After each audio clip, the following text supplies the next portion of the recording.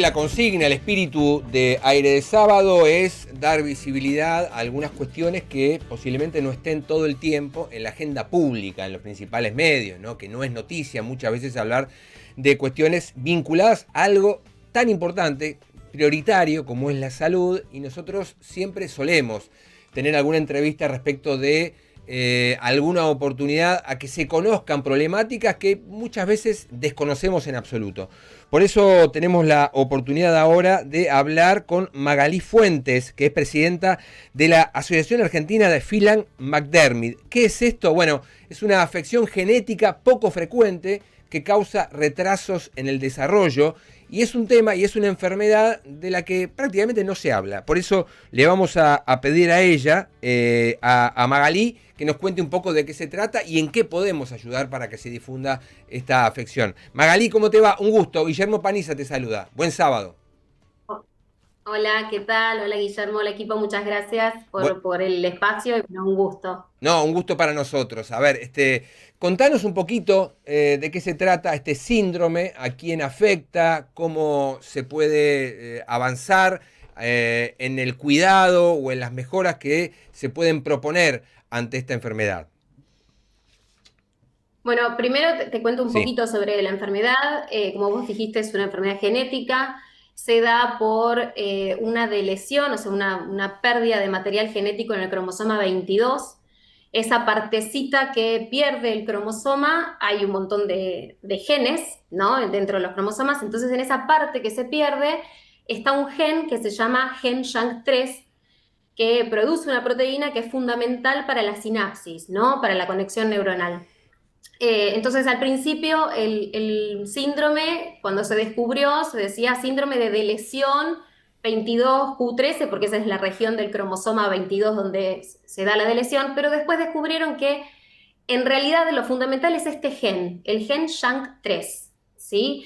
Que puede ser que se pierda o puede ser que esté mutado, o sea, el cromosoma puede estar completo, pero hay una mutación de este gen, y si el gen no está o está mutado es lo mismo, bien. produce menos cantidad de proteína, entonces genera un montón de dificultades y desafíos. Los principales son, como vos dijiste, retraso en el desarrollo, desarrollo cognitivo, desarrollo social, desarrollo motor. Las complicaciones son varias y son muy diversas y varían mucho de paciente a paciente. Vos me preguntaste a quién. Le puede tocar a cualquiera, Claro. porque generalmente no es hereditario, se llaman casos de novo, ¿sí? Cuando uno pregunta, bueno, ¿por qué? Y ¿por qué pasó? ¿Sí?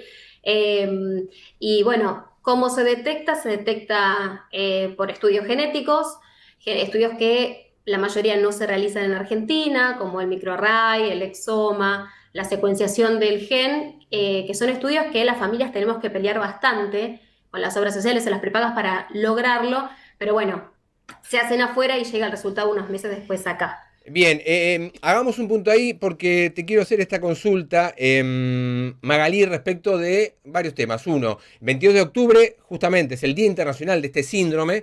Te quiero preguntar si saben, hay datos de cuántos casos existen hoy detectados en el mundo y en la Argentina, y cuál es la problemática más frecuente, ¿no? En la familia que convive con alguien que tiene este padecimiento. ¿Cómo es el día a día? ¿Cómo es la rutina? ¿Qué se puede hacer? ¿Cómo reacciona una persona que tiene justamente esta enfermedad rara, poco frecuente?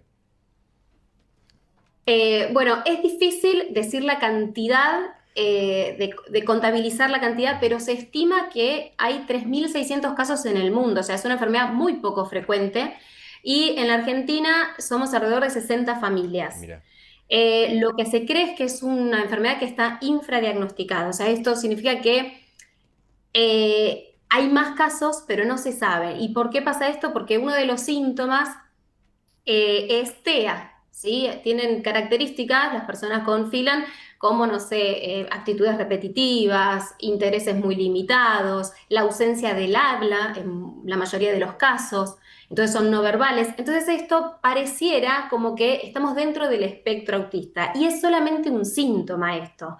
Entonces, tenemos casos acá en Argentina, por ejemplo, ahora se me viene a la cabeza Martín. Martín es un paciente de 39 años que pasó desde sus 3 años hasta sus 33 años con el diagnóstico de TEA. Y a la familia le hacía ruido, había algo que no estaba en el espectro, y ese ruido fue Phelan-McDermid.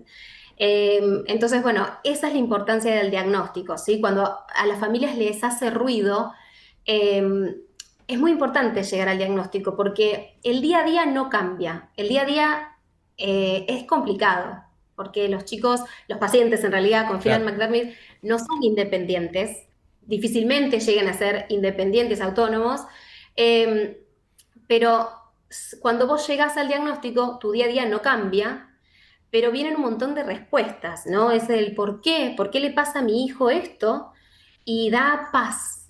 Llegás a una tranquilidad mental de decir, bueno, ahora sé el nombre y apellido de lo que le está pasando a mi hijo. Y esto viene de la mano con un montón de esperanzas y de claridad en cuanto a las terapias, ¿no? Que cómo lo afrontamos. Tenemos ahora nombre y apellido, ¿qué hacemos ahora? Da claridad para ordenar las terapias y las prioridades, y además te, te muestra la lucecita al final del camino, que es la terapia génica.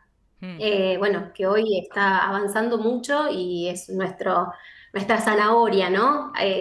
Nos da esperanza eso. Magalí, buen día. Sole te saluda. ¿Cómo estás? ¿Cómo estás, Solectres? Muy bien. Bueno, como mamá sé acerca de un estudio que se realiza en la semana 30 o 32, si no me equivoco, es la translucencia nucal del bebé. En este proceso, ¿no se puede diagnosticar dentro de ese tratamiento, ese estudio, si existe la posibilidad de tener este síndrome? No, porque es a nivel cromosómico. Entonces, si bien la TN Plus, ¿no? Que es este Sí. estudio que vos mencionás, da cuenta de algunos síndromes como la trisonomía 21 y la 13, que por ahí son enfermedades un poquito más frecuentes, el síndrome de Phelan-McDermid no se refleja ahí. Te cuento un caso, en este caso particular y personal. Mi hija, que se llama Mankai, tiene malformaciones cerebrales, que no es lo más habitual dentro del síndrome, puede pasar, pero no es lo más habitual, y no se vieron esas malformaciones en todos los estudios que me hice en el embarazo, ni en la TN Plus, ni en el scan fetal. Y bueno, nosotros como familia llegamos al diagnóstico relativamente rápido porque a los 6 meses, en realidad un poquito antes, pero a los 6 meses los médicos recién a los 6 meses, Claro. empezaron a notar algunas cosas, que esas cosas generalmente se ven en la hipotonía, ¿no? En la falta de desarrollo, no de desarrollo muscular, de tono muscular. Entonces eso está relacionado a neurología, que yo en ese momento, cuando me dijeron tu hija tiene bajo tono muscular, yo pensaba, ¿y qué hago? ¿Le compro unas pesitas para bebés? Y no, me dice, no, tenés que ir a ver urgente a un neurólogo. Y cuando el primer estudio que generalmente se hace cuando hay hipotonía es una resonancia magnética de cerebro. Y ahí salta que Mankai tiene muchas malformaciones, y es por eso que su neuróloga sospechó enseguida de un síndrome. Pero este camino que nosotros hicimos con Amancay es medio extraordinario porque generalmente no hay malformaciones, entonces los síntomas empiezan a aparecer a medida que los chicos van creciendo. Claro. Entonces no hablan, o tienen problemas en la marcha o en el aprendizaje, o, que es muy doloroso, en las regresiones. Por ahí los chicos llegan a los 3 años cumpliendo con los hitos de desarrollo perfectamente, pero llega un día que ¡pum!, desaparece. Hay muchas regresiones y eso es muy doloroso para las familias. Total. Y si uno no tiene el síndrome, no los espera, ¿no? Y empieza a averiguar y por qué. Bueno, hasta que llegamos a entender que, bueno, que es algo esperable en el síndrome. ¿Pasa a todos? No, por suerte no, pero puede estar. Claro. Al igual que la epilepsia es un síntoma, no le pasa a todos, pero puede estar.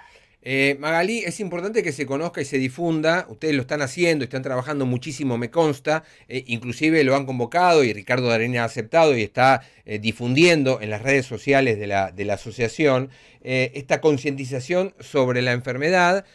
Sobre todo porque el gran objetivo es que se facilite para ustedes el acceso al diagnóstico, que es lo más importante, porque facilitando el diagnóstico se puede responder con una terapia acorde. Si esto no llega, después la vida, me imagino, se hace mucho más difícil, ¿verdad? Totalmente. Y acá tomo una frase prestada de un síndrome amigo que tiene Phelan-McDermid, que es SYNGAP1, que ellos el año pasado hicieron su campaña diciendo, no se diagnostica lo que no se conoce. Claro. Y Claro, eso es así, claro. tal cual. No vas a encontrar nunca un diagnóstico si no sabes que algo existe, ¿no? Entonces, esa es la importancia de la visibilización y de las redes que nos ayuden a demostrar. Uno entiende que hay 8.000 enfermedades poco frecuentes Claro. y uno entiende que no podemos exigirles a los médicos que sepan sobre las 8.000 enfermedades poco frecuentes, pero es muy angustiante para una familia llegar a la guardia de un hospital, de una clínica y tener que contar qué le pasa. Ay, le pasan tantas cosas porque tiene Phelan-McDermid y te miran como, ¿qué es Phelan-McDermid? ¿Tiene algo que ver con la piel? No. Y es empezar a contar desde cero. Se llama Phelan-McDermid por las dos doctoras que lo descubrieron. Eh, Nada más, pero con la piel no tiene nada que ver, tiene que ver con cosas mucho más complejas. Entonces, uno sabe que no podemos exigir eso a la comunidad médica, pero por ejemplo, les cuento algo, un tema interesante, un dato interesante. En Córdoba hay muchísimos casos diagnosticados, ¿no? En relación a más casos en Córdoba que en Buenos Aires. Decís, ¿por qué? ¿Hay algo en el aire en Córdoba? No. Hay una doctora en especial, en específico, que sabe del síndrome, entonces manda a las familias a investigar, Claro, entonces mirá. se diagnostica mucho más. Qué bárbaro, qué bárbaro. ¿Cuáles son los centros, perdón, Sí, acá sí. en nuestro país que están especializados en este síndrome? No tenemos Ok, centros todavía. Estamos tratando de formar una red de profesionales dentro de las familias, porque generar red con las familias es súper importante. Desde el apoyo psicológico, del no sentirte solo, hasta decir, mira, conozco esta neuróloga, es buenísima, conozco a este pediatra, recomendaciones que obviamente son zonales, ¿no? Porque, bueno, yo estoy en Buenos Aires, pero como les digo, hay claro. muchos casos en Córdoba, en Tucumán, estamos ahí en Misiones. Estamos por todos lados de Argentina. Entonces, tratamos de ir llevándonos por recomendaciones y bueno, estamos dentro de la asociación, estamos tratando de generar una app para justamente cargar información sobre los profesionales y que ellos empiecen a comunicar, porque es importantísimo, ¿no? Bueno, la pediatra habla con la neuróloga y la neuróloga con la psiquiatra, porque tenemos un montón de especialistas. Así que bueno, por ahora no hay nadie ni ningún centro que diga yo me hago cargo de Finland o yo tomo todos los casos, ¿no? Por ahora no, pero en cuanto a los estudios genéticos, siempre el puente es a través de genos, o bueno, en su caso era Chamoles, pero Chamoles cerró, así que eso nos van guiando los mismos genetistas o los mismos neurólogos a dónde tenemos que dirigir los pedidos para las Bien, obras sociales, bien. ¿no? Bien, bien, Magalí. Bueno, es súper interesante y súper importante a la vez poder conocer acerca de diagnósticos, terapias, formas de ayudar. Una enfermedad prácticamente no se conoce. Te agradecemos un montón y te voy a pedir, si querés, cerrá vos la nota como consideres importante y necesario para que se difunda sobre qué es importante que se sepa en este cierre que vas a hacer. Bueno, primero agradecerles el espacio porque es lo que necesitamos, que nos ayuden a visibilizar. Bueno, hoy un papá consiguió todo esto, es muy, si bien estamos formando la sesión, es todo muy, muy trabajo de día a día, muy a pulmón. Somos un grupo de papás que tratamos de buscar lo mejor para nuestros hijos. Por eso empezamos a hacer las redes, estamos en Instagram con Phelan McDermid Argentina. Y como les dije, si se conoce, si se habla existe. Y si existe, se encuentra, y si se encuentra, empezamos a trabajar sobre ello.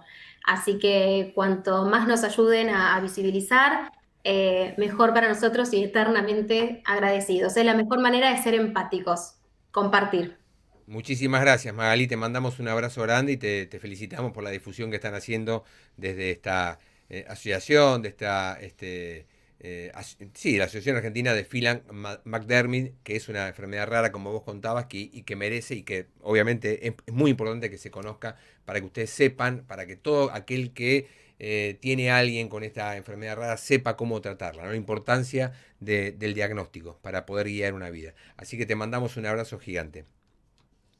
Muchísimas gracias y un beso y bueno, buen fin de semana. Gracias. Abrazo gigante. Bueno, vamos a subir, por supuesto, la nota en nuestras redes sociales para compartir un poco y para difundir. Ellos están haciendo mucho. Son papás que hacen muchísimo por sus hijos y tanto es así que difunden la necesidad que se conozca, con todo lo que conlleva y con todas las dificultades, ¿no? Sí, Conseguir sobre las todo terapias, las coberturas. Claro, todo. bueno, sobre todo en un momento tan sensible, ¿no? Con respecto a la discapacidad que estamos teniendo y bueno, y esta difusión seguramente genere una amplitud para los tratamientos, ¿no? Que requieren cada uno de los chicos que está teniendo este síndrome.